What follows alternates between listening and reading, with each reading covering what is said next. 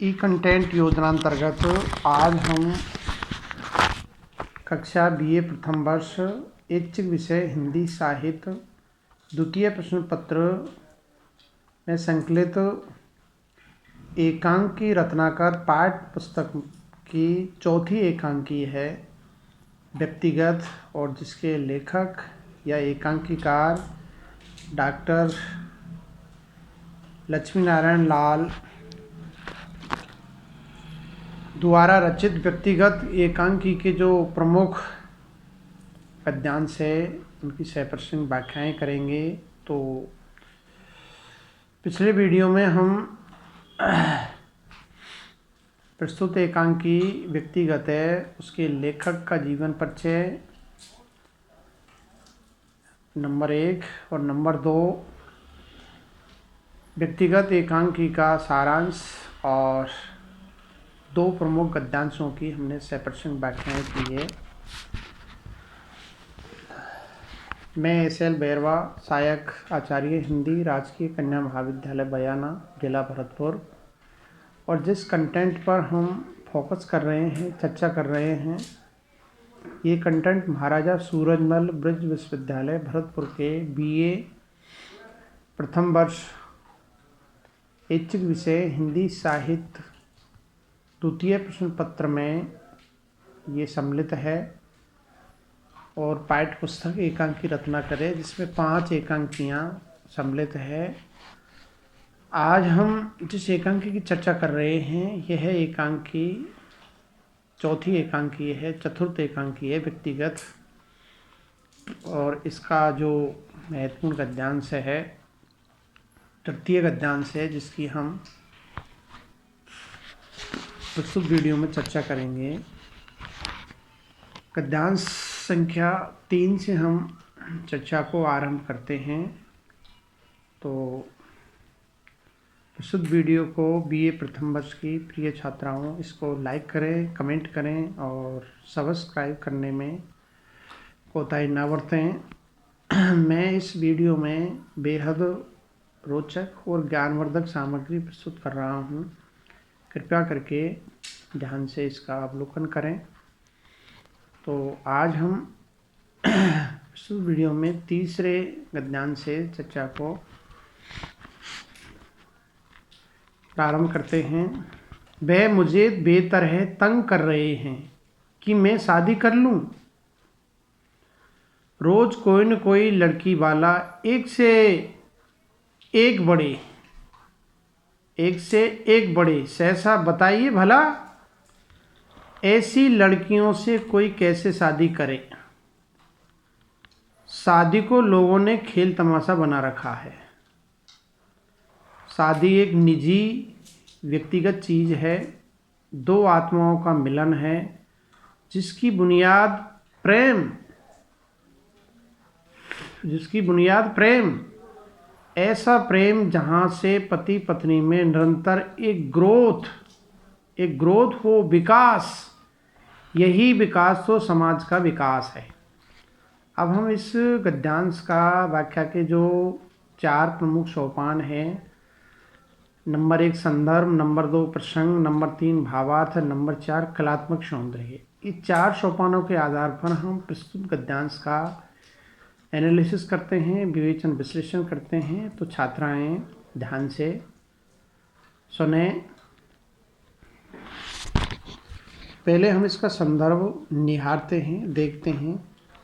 प्रस्तुत गद्यावतरण हमारी पाठ्य पुस्तक एकांकी रत्नाकर में संकलित डॉक्टर लक्ष्मी नारायण लाल द्वारा रचित या लिखित एकांकी व्यक्तिगत शीर्षक से अवतरित है या लिया गया है।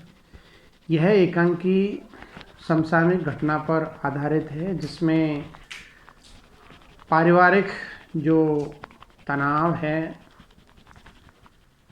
या वैचारिक जो मतभेद होते हैं दाम्पत्य जीवन में, उसका बहुत ही मार्मिक चित्रण किया गया है। अब हम इस एकांकी का जो प्रसंग है उसको देखते हैं। प्रसंग में या प्रसंग के अंतर्गत लेखक या एकांकीकार प्रस्तुत गद्यांश में किस घटना का, किस बात का लेखक चित्रण कर रहा है, उसका वर्णन किया जाता है। तो प्रस्तुत गद्यांश में मैं एकांकी का नायक, वह एकांकी की नायिका, यानी मैं और वह, मैं नायक है और वह नायिका है। तो मैं वह से कह रहा है कि मिसेज सिन्हा की डिनर पार्टी में मिलकर उसके प्रति सहज आकर्षित होकर उसकी परिचयात्मक जानकारी हासिल करने के बाद उससे शादी विवाह के संबंध में जो कहता है उसी क्रम में उसका यहाँ वर्णन किया गया है। यानी ये कथन मैं का है। मैं यानी इस एकांकी का जो नायक है वो विवाह के संबंध में अपने विचार व्यक्त कर रहा है। तो क्या विचार व्यक्त कर रहा है? अगला जो सोपान है व्याख्या का, तीसरा सोपान, तृतीय सोपान भावार्थ, उसमें हम देखते हैं। तो प्रस्तुत गद्यांश में मैं अपनी शादी के संबंध में कहता है कि मेरे पिताजी शादी करने के संबंध में बहुत ही परेशान कर रहे हैं, क्योंकि अब उनके मन में मेरे संबंध में एक ही इच्छा है कि मैं शादी करके अपना घर बसा लूँ, अपनी गृहस्थी बसा लूँ। ये मेरे पिताजी के उद्गार हैं, वो इस बारे में मुझसे चर्चा कर रहे हैं कि मैं शादी करके अपना घर बसा लूँ और वे अपने दायित्व से मुक्त हो जाएं, अपना जो फर्ज है, अपना जो कर्तव्य है, उससे वो मुक्त हो जाएं, ऐसा उनका मानना है। इस संबंध में मेरे घर कोई न कोई लड़की वाला आता ही रहता है। इन आने वाले लड़की वालों में एक से एक बड़ा आदमी होता है, एक से एक बड़ा वैभवशाली, संपत्तिशाली, बहुत बड़ा अमीर लोग मेरे यहाँ दर पे आते रहते हैं।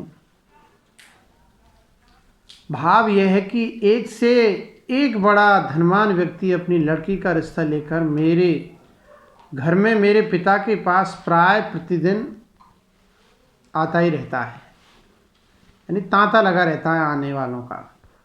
लेकिन बात यह है कि बिना जानी पहचानी लड़की से कोई कैसे शादी कर सकता है? पहले क्या है, उससे हम मुलाकात करते हैं, उससे साक्षात्कार करते हैं, तत्पश्चात क्या है, शादी को अंजाम देते हैं, शादी के प्रस्ताव को स्वीकार किया जा सकता है। शादी धन के लिए नहीं कि धन प्राप्त करने के लिए या दहेज प्राप्त करने के लिए शादी की जाती है। शादी धन के लिए नहीं, प्रेम संबंधों के लिए की जाती है। लेकिन आज के लोगों ने शादी को धन के बल पर खेल तमाशा बना रखा है, क्योंकि जो धन लोलुप होते हैं, धन के जो लालची होते हैं, वो प्रेम संबंधों को नज़रअंदाज कर देते हैं। अब हम इस मानसिकता के संबंध में क्या कह सकते हैं और क्या कर सकते हैं? क्योंकि लोग सच्चे अर्थों में शादी का मतलब ही नहीं समझ पा रहे हैं। शादी तो दो पवित्र आत्माओं का मिलन होता है, संगम होता है, मेल मिलाप होता है। दो पवित्र आत्माएं बंधन में बनते हैं, विवाह के जो पवित्र बंधन है उसमें बनते हैं। इस दृष्टि से शादी एक निजी व्यक्तिगत चीज़ है, व्यक्तिगत मामला है, ये पर्सनल मैटर है, इंडिविजुअल मैटर है। शादी पति पत्नी का एक ऐसा प्रेम जो आपसी संबंधों से जुड़ा विकास पथ पर अग्रसर होता रहता है। प्रेम के आपसी संबंधों का विकास ही एक तरह से समाज के विकास में सहायक है, क्योंकि दाम्पत्य संबंधों का प्रेम ही परिवार और समाज के विकास का आधार होता है। उसकी फाउंडेशन होती है, उसकी नींव होती है। अब हम प्रस्तुत गद्यांश का कलात्मक सौंदर्य है, जो कि व्याख्या का चौथा स्तंभ है, चौथा सोपान है, उसको देखते हैं। प्रस्तुत गद्यांश में शादी संबंध योग्य और संस्कारवान युक्ति से किया जाना चाहिए। शादी योग और संस्कारवान युक्ति से किया जाना चाहिए, यानी लड़का और लड़की है, उसमें एक तरह से मेल होना चाहिए, दोनों वेल क्वालिफाइड होने चाहिए, दोनों योग्य होने चाहिए, यही अपेक्षित है। विवाह एक पवित्र बंधन है, विवाह एक पवित्र बंधन है जो दो आत्माओं का मिलन है, जिसकी नींव आपसी प्रेम पर ही आधारित होकर सुदृढ़ता को प्राप्त करती है। इस सुदृढ़ प्रेम से ही परिवार और समाज का विकास होता है। ये सही है। भाव यह है कि प्रेम ही परिवार और समाज के विकास की आधारशिला है, इसकी नींव है। प्रेम पे ही क्या है, परिवार रूपी भवन है, वो खड़ा रहता है। इस और लेखक ने हमें आगाह किया है कि शादी विवाह प्रेम पर आधारित है और प्रस्तुत गद्यांश की भाषा सरल, कथ्यानुरूप, अंग्रेजी शब्दावली मिश्रित तथा शैली चिंतन प्रधान और भाषा शैली में सहजता, सरलता, सुबोधता, व्यंजकता आदि भावों के साथ साथ लेखक या एकांकीकार के भावों और विचारों को अभिव्यक्त करने में पूर्ण रूप से सशक्त और समर्थ है। अगला जो गद्यांश है, चौथा गद्यांश है, उसको पहले हम पढ़ते हैं। देखो वही बात हुई ना, तुम झट व्यक्तिगत बातों पर उतर आती हो, जबकि तुम जानती हो मुझे एक से बढ़कर एक लड़की शादी में मिल रही थी, एक से एक मोटे दहेज। एक शादी तो इतनी बढ़िया थी कि मेरे पिताजी का राजनीतिक जीवन एकाएक चमक जाता है। खैर मैं व्यक्तिगत बातें नहीं करना चाहता। तो इस लघु गद्यांश की हम व्याख्या के 4 सोपानों के आधार पर इसका हम विवेचन विश्लेषण करते हैं। तो पहले हम इसका संदर्भ देखते हैं। प्रस्तुत गद्यांश या गद्यावतरण हमारी पाठ्य पुस्तक एकांकी रत्नाकर में संकलित डॉक्टर लक्ष्मीनारायण लाल द्वारा रचित या लिखित एकांकी व्यक्तिगत शीर्षक से उद्धृत है और यह तीसरे दृश्य से लिया गया है। अब हम इसका प्रसंग देखते हैं। प्रस्तुत गद्यांश में मैं और वह, मैं यानी नायिका और वह, मैं नायक और वह नायिका, मैं और वह शादी होने के उपरांत टहलने निकलते हैं। टहलते समय यानी बाहर घूमते समय, कहने का तात्पर्य मॉर्निंग इवनिंग वॉक होती है, सुबह घूमने जाते हैं और सायंकालीन घूमने जाते हैं। तो टहलते समय, घूमते समय दोनों व्यक्तिगत सोच से पूरित होकर शादी में दहेज के संबंध में बातें करते हैं। मैं की बात पर वह कटाक्ष करती है। तब मैं जो कहता है उसका यहाँ वर्णन हुआ है। अब मैं क्या कहता है, व्याख्या का जो तृतीय सोपान है भावार्थ, उसमें हम देखते हैं। वह प्रस्तुत गद्यांश में वह शादी के संबंध में लेन देन के क्रम में कटाक्ष करती है, मैं यानी नायिका। तब मैं नायक कहता है कि देखो शादी में लेन देन की बात सुनकर तुम एकाएक व्यक्तिगत बातों पर ही उतर आती हो, जबकि तुम इस बात को अच्छी तरह से समझती और जानती हो, पहचानती हो कि मेरी शादी संबंध के संदर्भ में मेरे घर पर एक से एक बड़े घर के लोग, धनवान लोग एवं उच्च पदस्थ व्यक्ति अपनी लड़की का रिश्ता लेकर आते थे और एक से बढ़कर एक लड़की मुझे शादी के लिए मिल रही थी, पसंद कर रही थी। इतना ही नहीं, शादी में दहेज में मोटी रकम भी मिल रही थी, बहुत सारा धन मिल रहा था। लेकिन मैंने यह सब स्वीकार नहीं किया और तुमसे शादी कर ली, क्योंकि मैं दहेज लोभी नहीं हूँ। मैं धन के पीछे नहीं भागता हूँ। मुझे क्या है, सुंदर और सुशील लड़की चाहिए।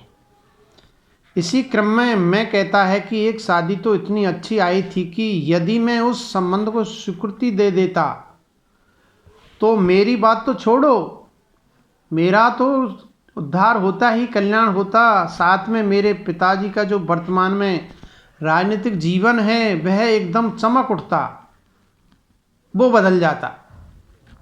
लेकिन मैंने उस रिश्ते को स्वीकार नहीं किया।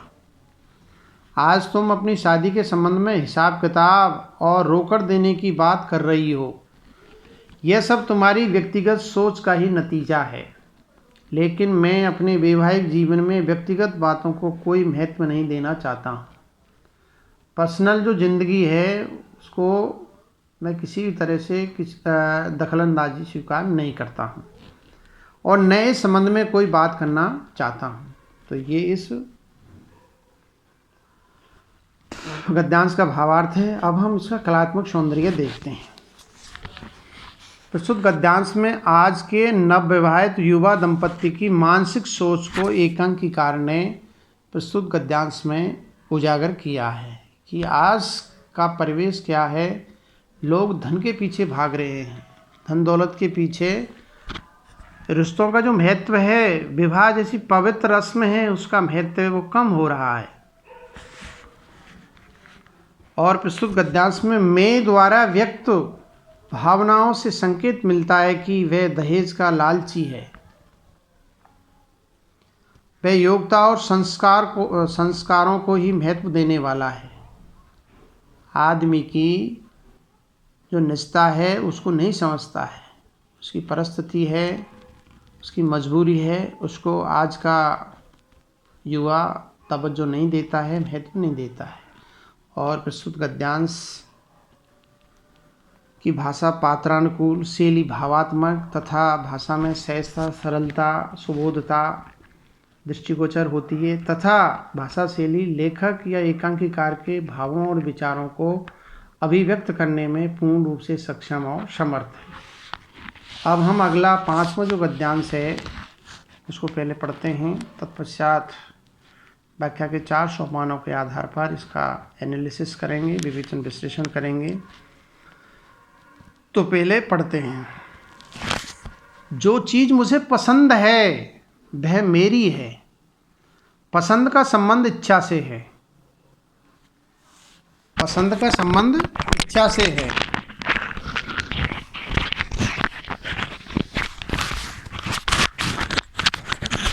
इच्छा प्रकृति का गुण है। इच्छा प्रकृति का गुण है। इच्छा को रोकना प्रकृति के उसूलों के खिलाफ है। इससे खामेखा तनाव पैदा होता है, अनेक मानसिक समस्याओं के जाल में फंसना होता है। इससे मनुष्य का विकास रुक जाता है। मनुष्य अकेला है। मिसेज आनंद इसे नहीं मानती, पर मैं मानता हूँ। यह मेरा निजी अनुभव है, क्योंकि मुझे अपनी समस्याओं का हल खुद अकेले ढूंढना पड़ता है। अब हम इस गद्यांश का विवेचन विश्लेषण करते हैं व्याख्या के जो 4 सोपान है उसके आधार पर। तो पहले हम इसका संदर्भ देखते हैं। प्रस्तुत गद्य पंक्तियाँ या गद्यांश हमारी पाठ्य पुस्तक एकांकी रत्नाकर में संकलित डॉक्टर लक्ष्मी नारायण लाल द्वारा विरचित या रचित या लिखित एकांकी व्यक्तिगत शीर्षक से उद्धृत है, अवतरित है और यह एकांकी के 4थे दृश्य से लिया गया है और प्रस्तुत एकांकी समसामयिक घटना पर आधारित है। अब हम इसका प्रसंग देखते हैं। प्रस्तुत गद्यांश में यह मैं का स्वागत कथन है। वह अकेले में अप्रत्यक्ष में श्रीमती आनंद से बातें करता है। इनकी जो मित्र है मिसेज आनंद, उससे क्या है, व्यक्तिगत बातें करता है। श्रीमती आनंद की जीवन के संबंध में बातें सुनकर उत्तर रूप में जो कहता है वही यहाँ वर्णित है। अब मैं क्या कहता है, मैं यानी इस एकांकी का जो नायक है क्या कहता है, इसको हम व्याख्या का जो तीसरा सोपान है भावार्थ, उसमें हम देखते हैं। तो प्रस्तुत गद्यांश में मैं व्यक्तिगत जीवन में स्वतंत्रता, लाभ, इच्छा, पुरुषार्थ को ही महत्व देने का पक्षपाती है, क्योंकि उसका मानना है कि इनके बिना जीवन की तरक्की नहीं हो सकती है। इसी क्रम में स्वगत कथन के माध्यम से मानसिक उद्भावना करता हुआ कहता है कि जीवन में जो चीज़ मुझे पसंद है, पसंदी के क्रम में मैं मानता हूँ कि वह चीज़ मेरी है। जो मुझे पसंद है उसमें मेरा एक छत्र अधिकार है। उसका इस संबंध में मानना है कि पसंद का संबंध इच्छा से है। इच्छा का जन्म प्रकृति के आधार पर ही होता है, इसलिए इच्छा प्रकृति का गुण है। यहाँ प्रकृति का अर्थ स्वभाव से है, मिजाज से है।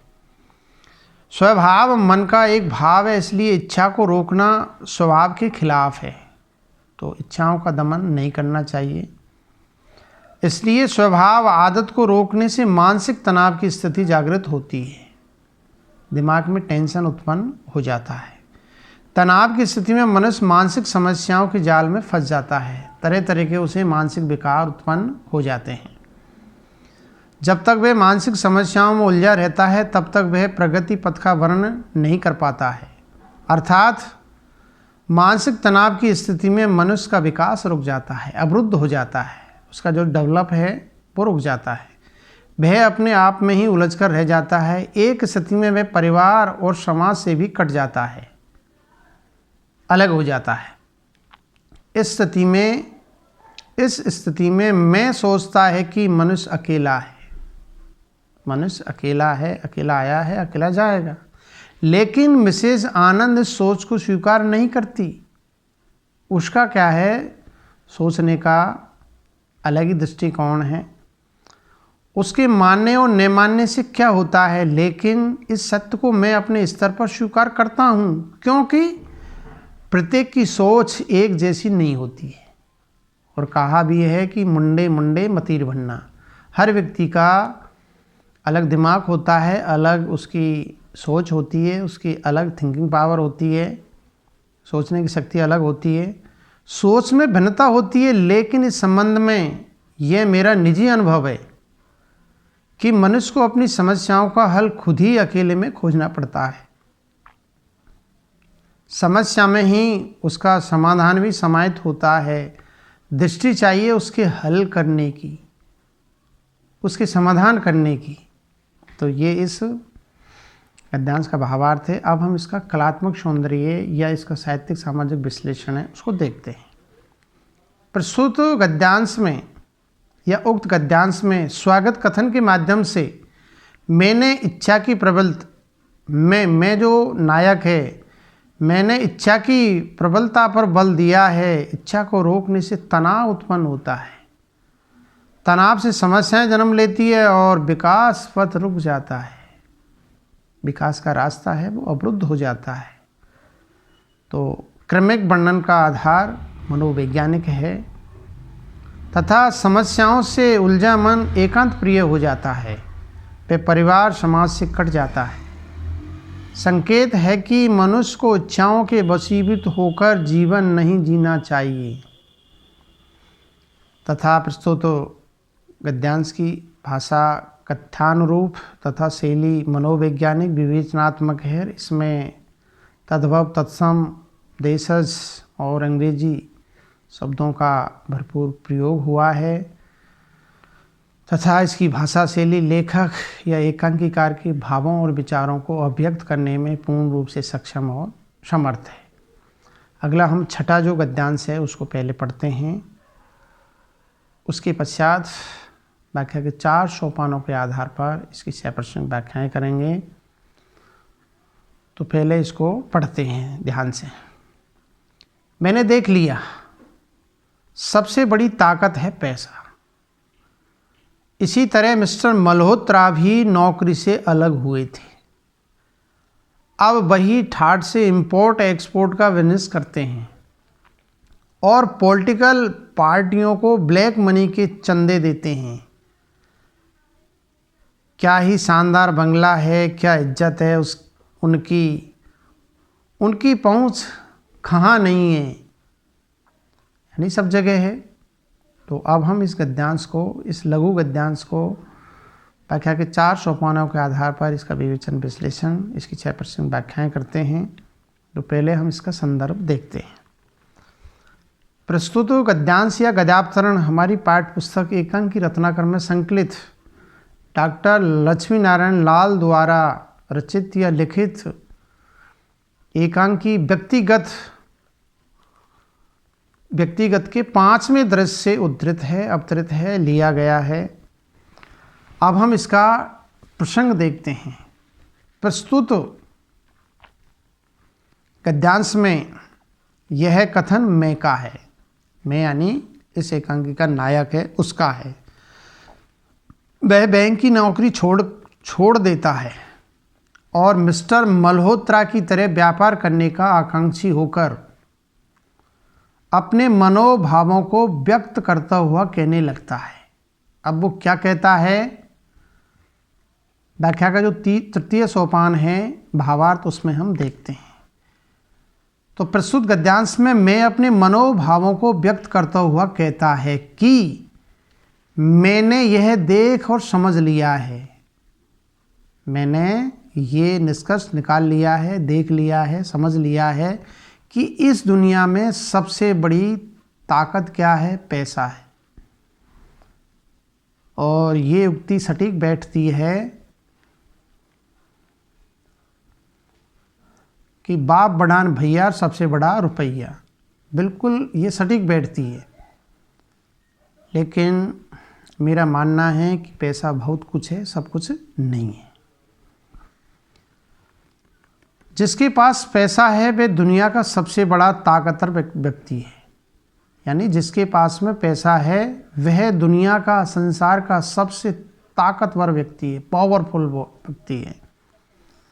इस संबंध में वह मिस्टर मल्होत्रा का उदाहरण प्रस्तुत करता है। मल्होत्रा इनका मित्र है, मैं का प्रस्तुत करता है कि जैसे मैं अपनी नौकरी से अलग हुआ, इसी तरह मिस्टर मल्होत्रा भी किसी दिन अपनी नौकरी को छोड़कर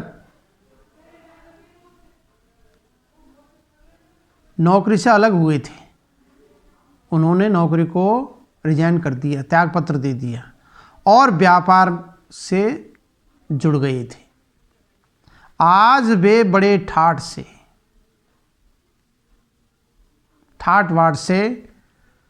आयात निर्यात का व्यापार करते हैं, एक्सपोर्ट इंपोर्ट का कार्य करते हैं। उन्होंने अपने इस व्यापार में खूब सारा पैसा कमाया है, जबरदस्त क्या है, धन कमाया है। उनके द्वारा दिया जाने वाला चंदा 2 नंबर का ही सारा पैसा होता है, यानी उसने 2 नंबर का पैसा खूब कमाया है। इसके साथ ही वे शानदार बंगला बनाकर, आलीशान बंगला, महल बनवाकर उसमें रहते हैं। वही अमीरी की ठाट बाट हैं, उनके रईसी ठाट बाट हैं, सभी उनकी इज्जत करते हैं। और रही पहुंच की बात, उनकी सभी और पहुंच है, अच्छे अच्छे लोगों से क्या है, उनकी अप्रोच है, उनकी पहुंच ऊपर तक है। अच्छे अच्छे मठाधीशों से उनके संबंध है, जिसके कारण उनका कोई काम नहीं रुकता है, उनका काम यूं ही चुटकियों में हो जाता है, फटाफट क्या है, उनके कार्य हो जाते हैं। तो ये इस गद्यांश का भावार्थ है। अब हम इसका कलात्मक सौंदर्य है उसको देखते हैं। तो प्रस्तुत गद्यांश में मैं जो है, इसका जो नायक है, उसकी महत्वाकांक्षी मानसिकता का वर्णन किया गया है कि उसकी जो मानसिकता है, उसकी मेंटलिटी क्या है। नौकरी छोड़कर मिस्टर मल्होत्रा की तरह व्यापार कर बड़ा आदमी बनना ही उसकी महत्वाकांक्षा है, उसकी इच्छा है कि वो भी एक अमीर और रईसी ठाट बाट पसंद करता है। तथा व्यापारी वर्ग किस तरह 2 नंबर की कमाई कर राजनीतिक दलों को चंदा देकर अपना प्रभाव और पहुंच शासन और सत्ता में बनाते हैं, कि किस प्रकार से धन देकर लोग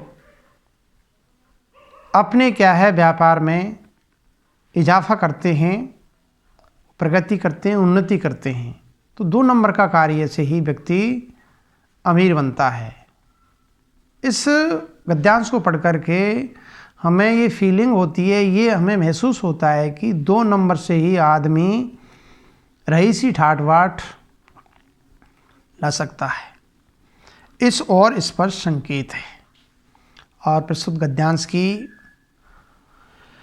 जो भाषा है उसमें अंग्रेजी तद्भव, तत्सम, देशज शब्दों का खूब प्रयोग हुआ है तथा शैली कथनात्मक, भावात्मक है और भाषा शैली में सहजता, सरलता, सुबोधता देखी जा सकती है तथा लेखक के या एकांकीकार के भावों और विचारों को अभिव्यक्त करने में पूर्ण रूप से सक्षम और समर्थ है। तो आज इतना ही। आगे हम शेष जो इस एकांकी के महत्वपूर्ण जो गद्यांश हैं उनकी चर्चा हम अगले वीडियो में करेंगे। धन्यवाद, नमस्कार।